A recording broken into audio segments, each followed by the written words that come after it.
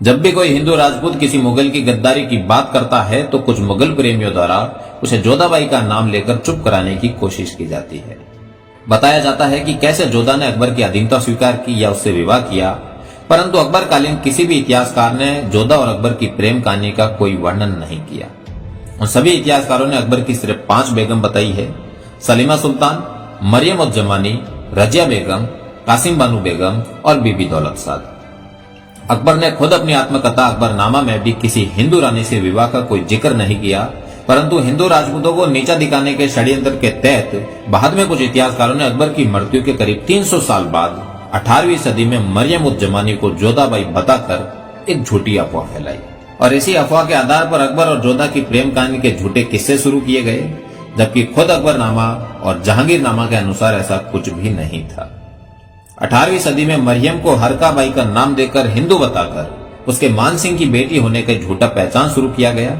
फिर 18वीं सदी के अंत में एक ब्रिटिश लेखक जेम्स टॉड ने अपनी किताब analysis and antics of Rajasthan में मरियम से हरका बाई बनी इस रानी को जोधाबाई बताना शुरू कर दिया और इस तरह यह झूठ आगे आकर इतना प्रबल हो गया कि आज यही झूठ भारत के स्कूलों के पाठ्यक्रम का हिस्सा बन गया और जन जन की जुबान पर यह झूठ सत्य की तरह आ चुका है और इसी झूठ का सहारा लेकर राजपूतों को नीचा दिखाने की कोशिश की जाती है। जब भी मैं जोधाबाई और अकबर के विवाह प्रसंग को सुनता या देखता हूं तो मन में कुछ अनुत्तरित सवाल खड़े होते हैं कि आन बान और शान के लिए मर मिटने वाले राजपूत, सूरवीरता के लिए पूरे विश्व में प्रसिद्ध राजपूत अपनी अस्मिता से क्या कभी इस तरह का समझौता कर सकते हैं? हजारों की संख्या में एक साथ अग्निकुंड में जौहर करने वाली शतरानियों में से कोई स्वेच्छा से किसी मुगल से विवाह कर सकती है? इसी तरह कई सवाल खड़े हो रहे थे, लेकिन अब सच जानना था। अब जब इसका सच जानना था तो अकबरकालीन 2 पुस्तकों का सहारा लेना पड़ा। पहली अबुल फजल द्वारा लिखित अकबरनामा, और इस पूरी पुस्तक में कहीं भी जोधाबाई का कोई उल्लेख नहीं मिला। दूसरी अकबर के बेटे जहांगीर की आत्मकथा तुजुक के जहांगीरी, और इसमें भी जहांगीर ने कहीं भी अपनी मां जोधाबाई का एक बार भी जिक्र नहीं किया। कुछ स्थानों पर हीर कुंवर और हरकाबाई का जिक्र था। अब जोधाबाई के बारे में सभी ऐतिहासिक दावे झूठे समझ आ रहे थे।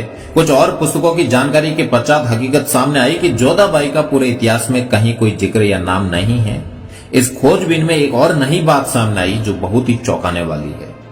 इतिहास में दर्ज कुछ तथ्यों के आधार पर पता चला कि आमेर के राजा भारमल को दहेज में रुकमा नाम की एक पारसियन दासी भेंट की गई थी, जिसकी एक छोटी पुत्री भी थी। रुकमा की बेटी होने के कारण उस लड़की को रुकमा बिटी नाम से बुलाते थे। आमेर की महारानी ने रुकमा बिटी को हीर कुंवर नाम दिया, क्योंकि हीर कुंवर का लालन पालन राजपुताना में हुआ, इसीलिए वह राजपूतों के रीति रिवाजों से भली भांति परिचित थी। राजा भारमल उसे कभी हीर कुंवरनी तो कभी हरका कहकर बुलाते थे। राजा भारमल ने अकबर को बेवकूफ बनाकर अपनी पारसियन दासी रुकमा की पुत्री हीर कुंवर का विवाह अकबर से करा दिया, जिसे बाद में अकबर ने मरियम उज जमानी नाम दिया, जबकि वास्तव में वो कछुआ राजकुमारी नहीं थी, बल्कि एक दासी पुत्री थी। राजा भारमल ने यह विवाह एक समझौते की तरह या रजपूती भाषा में कहे तो हल्दी चंदन किया था। इस विवाह के विषय में अरब में बहुत सी किताबों में लिखा है कि हमें इस निकाह पर संदेह है। ईरान के मलिक नेशनल संग्रहालय एंड लाइब्रेरी में रखी किताबों में से एक भारतीय मुगल शासक का विवाह एक पारसियन दासी की पुत्री से करवाए जाने की बात लिखी है। अकबर महुरियत में यह साफ साफ लिखा है कि हमें इस हिंदू निकाह पर संदेह है, क्योंकि निकाह के वक्त राजभवन में किसी की आंखों में आंसू नहीं थे और न ही हिंदू गोद भराई की रस्म हुई थी। सिख धर्म गुरु अर्जुन और गुरु गोविंद सिंह ने इस विवाह के विषय में कहा था कि क्षत्रियों ने अब तलवारों और बुद्धि दोनों का इस्तेमाल करना सीख लिया है, मतलब राजपुताना अब तलवारों के साथ बुद्धि का भी काम लेने लगा है।